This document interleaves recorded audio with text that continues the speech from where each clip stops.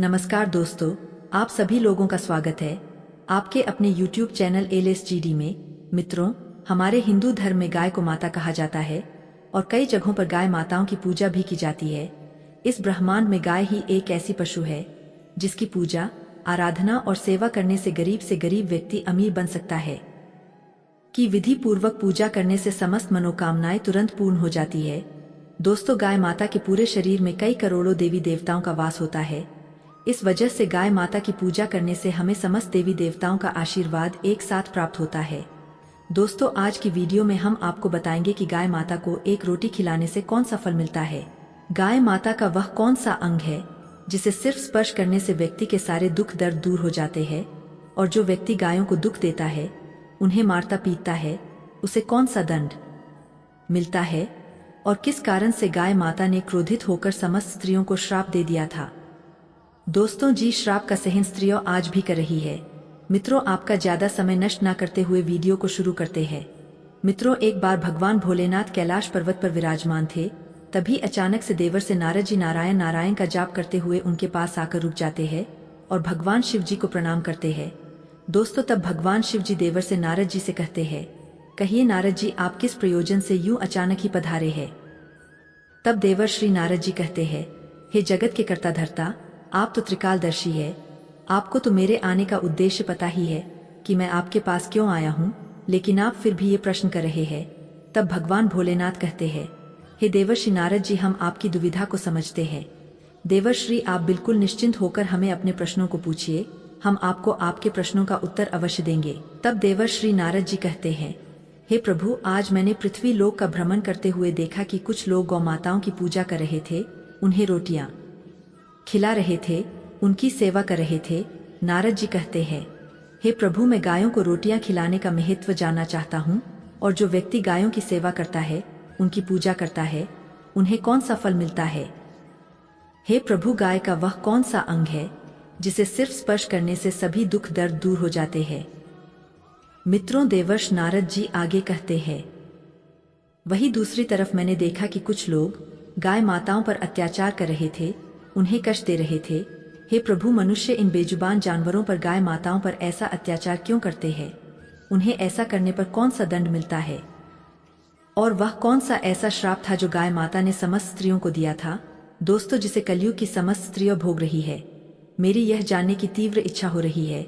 तब भगवान शिव जी मुस्कुराते हुए देवर्षि नारद जी से कहते हैं, हे नारायण भक्त नारद जी, आपके ये सभी प्रश्न बहुत ही महत्वपूर्ण हैं, और आपने इन सभी प्रश्नों को पूछकर पूरे ब्रह्मांड का उद्धार कर दिया है।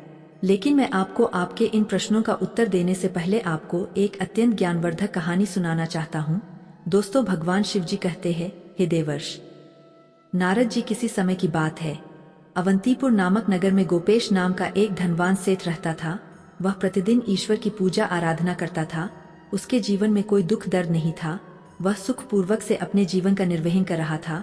लेकिन कहते हैं ना कि बिना सुख और दुख का मनुष्य बिना जल के मछली के समान होता है। इसलिए मित्रों, मनुष्यों के जीवन में सुख के साथ दुख का आगमन होना ही चाहिए। उस सेठ के साथ भी ऐसा ही कुछ हुआ था। उसके जीवन में सिर्फ एक ही दुख था कि उसको अभी तक संतान प्राप्ति का सुख नहीं मिला था। इस वजह से वह बहुत ही दुखी रहता था। उसने अपनी पत्नी को पता नहीं कितने वेदों और हकीमों को दिखा दिया था, लेकिन उसे संतान की प्राप्ति नहीं हो रही थी। एक दिन गोपेश अपने किसी कार्य से किसी नगर की तरफ जा रहा था। तब उसने देखा कि एक तपस्वी महात्मा जी अपनी साधना में लीन है। तब वह गोपेश उन महात्मा जी के पास रुक जाता है। कुछ देर ऐसे ही बैठने के बाद वे तपस्वी महात्मा जी अपनी आंखें खोलते हैं, तो वह गोपेश नाम का सेठ उन महात्मा जी से कहता है, हे विप्र, मैं अपने जीवन से बहुत ही परेशान हूँ, कृपया आप मुझे इस कष्ट से निजात पहुँचाइए। तब वे महात्मा जी उस गोपेश नाम के सेठ से कहते हैं, हे मानव, तुझे किस बात का कष्ट है? तू तो बहुत ही धनवान लग रहा है, लगता नहीं है कि तुझे कोई कष्ट भी होगा। मित्रों, फिर वह गोपेश नाम का सेठ बड़े ही दुखी भाव से कहता है, हे त्रिकालदर्शी, मेरे जीवन में केवल एक ही दुख है, और वह यह है कि मेरे विवाह को कई वर्ष हो चुके हैं, लेकिन अभी तक मुझे संतान की प्राप्ति नहीं हुई है। हे विप्र, कृपया आप मुझे यह बताने का कष्ट करें कि मुझे संतान की प्राप्ति क्यों नहीं हो रही है, और आप कृपया करके मुझे संतान प्राप्ति का उपाय भी बताएं, जिसे करने के बाद मुझे संतान का सुख मिल सके। तब वे महात्मा जी अपनी अंतर मन की शक्ति से उस गोपेश नाम के सेठ के जीवन में घटित सभी घटनाओं को देख लेते हैं और क्रोध में उस सेठ से कहते हैं, अरे मूर्ख मानव, तूने एक घोर पाप किया है, और वह यह है कि याद है न तुझे, तू जब किसी नगर को जा रहा था तब एक वृक्ष के पास एक गाय अपने बछड़े के पास भूख प्यास से तड़प रही थी। तब तूने तो उस गाय को भोजन करवाया और ना ही तूने उस गाय को प्रणाम किया था। उस गाय ने तुझसे सहायता भी मांगी थी, लेकिन तूने उस दिन उस गाय माता की पुकार को सुनकर भी नजरअंदाज कर दिया था। और तेरी इसी उदंडता को देखकर उस गाय ने तुझे संतान न होने का श्राप दे दिया था। हे मानव, जो भी व्यक्ति गाय माताओं को कष्ट में देखकर उनकी सहायता नहीं करता है, उस व्यक्ति को घोर पाप लगता है। दोस्तों, भगवान शिव जी देवर्षि नारद जी से कहते हैं, हे देवर्षि नारद जी, इस प्रकार से उन महात्मा जी ने उस गोपेश नाम के सेठ को उसके पापों के बारे में बता दिया। तब वह सेठ रोते हुए कहता है, हे राम, मुझसे इतना बड़ा पाप कैसे हो गया? मुझे अपने आप से घृणा हो रही है। मेरी वजह से एक गाय और उसके बछड़े को दुख सहना पड़ा। मित्रों, फिर वह गोपेश नाम का सेठ उन महात्मा जी से कहता है, हे गुरुदेव, मैं अपने इस पाप को सुधारना चाहता हूँ। मैं जानता हूँ कि मेरा अपराध क्षमा योग्य नहीं है, लेकिन फिर भी अपनी इस उदंडता का प्रायश्चित करना चाहता हूँ। कृपया करके आप मुझे इसका कोई उपाय बताएं, क्योंकि बाद मुझे मेरे पापों से मुक्ति मिल सके। फिर वे महात्मा जी उस गोपेश नाम के सेठ से कहते हैं, हे धनेश, तुम दुखी मत हो। इसका उपाय ये है कि तुम मेरे आश्रम के समीप रहने वाली कालिंदी नाम की गाय की सेवा करो, उसकी पूजा आराधना करो, वह तुमको अवश्य ही पुत्र का आशीर्वाद देगी।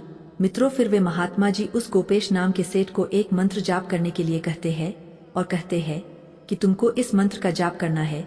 अगर पहली ही बार मंत्र का जाप करने से वह कालिंदी नाम की गाय तुम्हारे पास आ जाती है तो तुम्हें पुत्र की प्राप्ति अवश्य होगी, और अगर वह गाय किसी वजह से तुम्हारे पास नहीं आती है तो जरूर तुझसे पृथ्वी की सारी गाय माताएं रुष्ट हो गई है।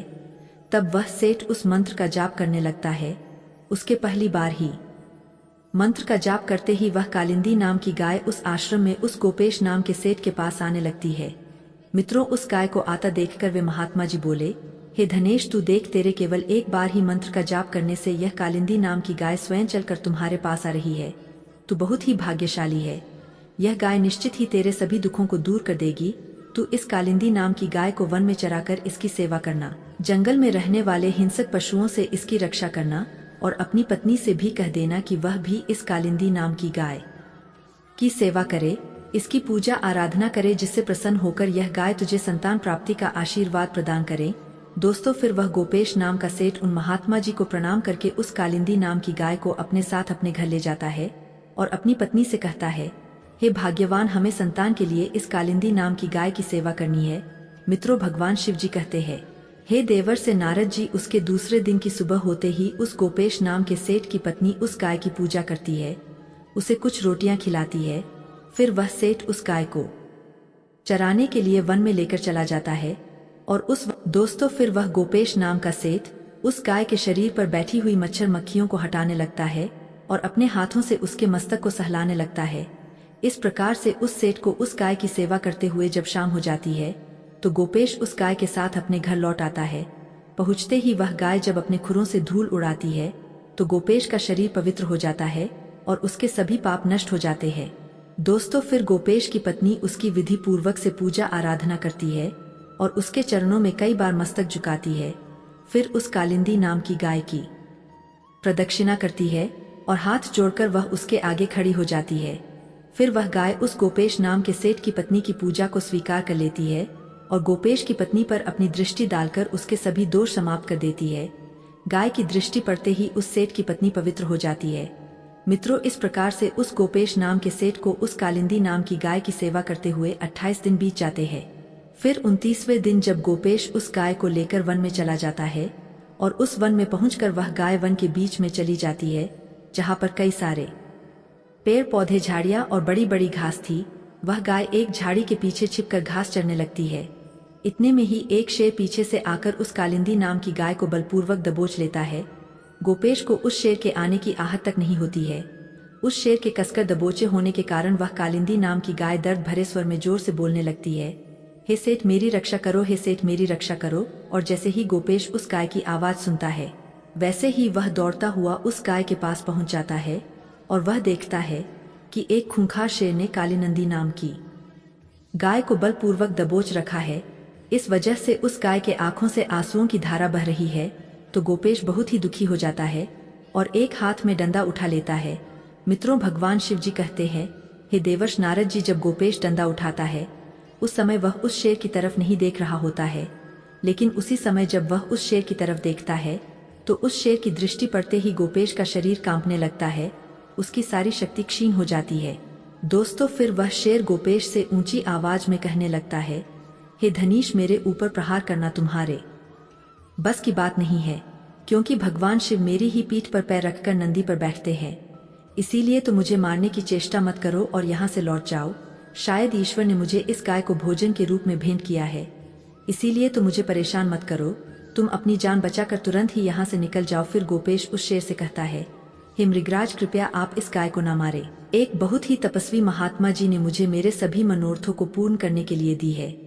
मित्र, कृपया आप इसकी हत्या ना करें, क्योंकि इसकी हत्या करने पर तुम्हें महापाप लगेगा और इसका एक छोटा बछड़ा भी है जो घर पर इसका इंतजार कर रहा है। उन महात्मा जी ने मुझे इस गाय की रक्षा और सेवा करने का आदेश दिया है। इस गाय को मरने के लिए छोड़कर नहीं जा सकता। तुम भगवान शिव के सेवक हो, इसीलिए तुम्हारे हाथ से इस गाय को छुड़ाना मेरे लिए असंभव है। इसीलिए हिमगराज, मेरी आपसे विनती है कि आप इस गाय को छोड़ दीजिए। इसके बदले में मैं अपने आप को, अपना पूरा शरीर समर्पित करता हूँ। दोस्तों, आप मुझे खाकर अपनी भूख शांत कर लीजिए और इससे उन महात्मा जी के आदेश का पालन भी हो जाएगा। मेरे द्वारा गाय की रक्षा भी हो जाएगी, साथ ही साथ गाय माता की रक्षा के लिए प्राण त्यागने से मुझे स्वर्ग की प्राप्ति हो जाएगी। गोपेश उस शेर के सामने हाथ जोड़कर और आंखें बंद करके बैठ जाता है। फिर अचानक से गोपेश के कानों में एक स्वर सुनाई देने लगता है कि हे पुत्र, उठो, मैं तुम्हारी सेवा से बहुत ही प्रसन्न हूँ। यह सुनकर गोपेश उठकर खड़ा हो जाता है और वह अपने सामने उस गाय को देखता है और मन में सोचते हुए कहता है, वह शेर कहीं दिखाई नहीं दे रहा है जिसने आपको बलपूर्वक दबोच रखा था। मित्रों, भगवान शिव जी कहते हैं, तब वह कालिंदी नाम की गाय गोपेश से कहने लगती, हे पुत्र, मैंने ही अपनी माया से शेर का रूप धारण कर लिया था। मैं तुम्हारी परीक्षा लेना चाहती थी। मैं देखना चाहती थी कि संकट में पड़ने पर तुम अपने प्राण बचाते हो या तुम मेरे प्राण बचाते। मैंने ये कैसे किया ये तो यमराज जी भी नहीं जान सकते हैं, लेकिन तुम मेरी परीक्षा में सफल हो गए। तुम मेरे प्राणों की रक्षा के लिए अपने प्राण संकट में डालने के लिए तैयार हो गए थे, इसीलिए मैं तुम पर बहुत प्रसन्न हूँ। पुत्र, अब तुम मुझसे वरदान मांगो। तुम्हें कौन सा वरदान चाहिए? पुत्र, वह कहो, अवश्य ही तुम्हारी उस मनोकामना को पूर्ण करूंगी। वह गोपेश नाम का सेठ कहता है, हे गौमाता, मेरी केवल एक मनोकामना ये है कि कृपया आप मुझे संतान प्राप्ति का सुख प्रदान कीजिए। फिर कालिंदी नाम की गाय माता ने कहा, हे पुत्र, तुम एक पत्ते के धोने में मेरा दूध लेकर अपनी पत्नी के साथ पान करो, इससे तुम्हें धर्म का पालन करने वाली संतान की प्राप्ति होगी। वह गोपेश नाम का सेठ कहने लगा, हे गौ माता, आपके इन मधुर वचनों को सुनकर बहुत ही मुग्ध हो चुका हूँ। अब आप मेरे साथ मेरे घर चलिए। दोस्तों, मैं आपकी पूजा करके आपको भोजन करता हूँ और सभी प्रकार के अनुष्ठानों को पूरा करके आपके अमृत समान दुग्ध का पान करता हूँ। उसके बाद वह गोपेश नाम का सेठ उस गाय को अपने साथ लेकर अपने घर चला जाता है। घर पहुँचने पर उस सेठ की पत्नी आगे आकर उस गाय की पूजा पाठ करने लगती है। तब उस गाय ने गोपेश की पत्नी से कहा, हे पुत्री, तुम मेरी पीठ को स्पर्श करो, इससे तुमको अत्यंत गुणवान धर्म का पालन करने वाली संतान की प्राप्ति होगी। फिर उस सेठ की पत्नी ने गाय की पीठ को स्पर्श किया। गोपेश और उसकी पत्नी उस गाय की विधि पूर्वक पूजा आराधना करती है और उस गाय माता के अमृत के समान दूध को प्रसाद समझकर ग्रहण करती है। फिर वे दोनों उन महात्मा जी के पास पहुंच जाते हैं। तब वे महात्मा जी उन दोनों की खुश देखकर कहने लगते हैं, हे धनेश, अब यह गाय तुम दोनों से बहुत ही प्रसन्न है। अब तुम्हारी सभी मनोकामनाएं अवश्य ही पूर्ण हो जाएंगी। दोस्तों, भगवान शिव जी कहते हैं, हे देवर्षि नारद जी, जो भी मनुष्य गाय की सेवा करता है, उसे भोजन खिलाता है, उसकी पूजा आराधना करता है, उसकी सभी मनोकामनाएं पूर्ण हो जाती है। और जो भी व्यक्ति गाय की रक्षा करता है वह कभी भी गरीब नहीं रहता है और मृत्यु के बाद उस व्यक्ति को सीधा स्वर्ग की प्राप्ति होती है और उस व्यक्ति को भगवान भोलेनाथ के साक्षात दर्शन प्राप्त करने का सौभाग्य मिलता है। जो भी व्यक्ति श्रद्धा पूर्वक गाय का दूध पीता है उसे कोई बीमारी नहीं होती है और जो व्यक्ति गाय की पीठ को स्पर्श करता है उसके सभी पाप तुरंत ही नष्ट हो जाते हैं। जो व्यक्ति गाय को एक रोटी खिलाता है मित्र, वह व्यक्ति नरक की वैतरणी नदी को गाय की पूंछ पकड़कर पार कर लेता है। इतना करने से ही मनुष्य सभी ऐश्वर्य और यश को प्राप्त कर लेता है। वह व्यक्ति कभी भी गरीब नहीं रहता है। हमें गाय माताओं की सेवा आराधना अवश्य करना चाहिए, क्योंकि ऐसा करने से मनुष्य को 7 पीढ़ियों तक मनुष्य योनि में जन्म लेने का सुख प्राप्त होता है। मित्रों, गाय माताओं की सेवा करने वाला व्यक्ति रंग से राजा भी बन सकता है। मित्रों, भगवान शिव जी कहते हैं, हे देवर्षि नारद जी, इस प्रकार से गोपेश के द्वारा उस कालिंदी नाम की गाय की सेवा करने से उसे एक पुत्र और एक पुत्री की प्राप्ति होती है। मित्रों, भगवान शिव जी कहते हैं, हे देवर्षि नारद जी, आपके पहले प्रश्न का उत्तर मिल गया होगा, और आपका दूसरा प्रश्न यह था कि जो व्यक्ति गायों को मारता पीटता है उन्हें कौन सा दंड मिलता है। तो मैं आपको बता दूं कि उन व्यक्तियों को ऐसा करने पर सीधा नरक की प्राप्ति होती है, और ऐसे व्यक्तियों को स्वर्ग और नरक के देवता यमराज जी कई वर्षों तक कुंभ ही पाक नरक में डालकर खोलते हुए तेल के घड़े में पकाते हैं। मित्रों, भगवान शिव जी नारद जी से कहते हैं, हे देवर्षि नारद जी, अब तो आपको आपके प्रश्नों के उत्तर मिल ही गए होंगे। तब देवर्ष नारद जी कहते हैं, हे प्रभु, आपने मुझे मेरे एक प्रश्न का उत्तर नहीं दिया है कि गाय माता ने समस्त स्त्रियों को वह कौन सा श्राप दिया था जिसे आज भी स्त्रियां भोग रही है। दोस्तों, फिर देवर्ष से नारद जी की बातों को सुनकर भगवान शिव जी कहते हैं, हे देवर्ष नारद जी, आपको आपके इस प्रश्न का उत्तर जानने के लिए एक और ज्ञानवर्धक कहानी सुनना होगा। तब देवर्षि नारद जी कहते हैं, हे प्रभु, आप उस कहानी को सुनाना आरंभ करें। आपको विश्वास दिलाता हूँ कि मैं इस कहानी को शुरू से लेकर अंत तक पूरा अवश्य सुनूंगा। दोस्तों, भगवान शिव जी कहते हैं, किसी समय की बात है, किसी नगर में श्याम नाम का एक ब्राह्मण रहता था। उसने अपने घर में गाय को पाल रखा था। वह गाय उसे प्रतिदिन ढेर सारा दूध देती थी, जिसे बेचकर वह अपनी आजीविका चलाता था, और उस गाय का दुग्ध बहुत ही अच्छा होने के कारण उसे बहुत मुनाफा भी हो रहा था। इसलिए वह उस गाय को प्रतिदिन वन में चराने के लिए ले जाता था, और शाम होने से पहले उस गाय को घर ले आता था। ऐसे ही कई दिन गुजर जाते हैं, लेकिन एक दिन ऐसा आता है जब वह गाय दूध देना बिल्कुल बंद कर देती है, जिसके कारण श्याम को भारी नुकसान का सामना करना पड़ जाता है।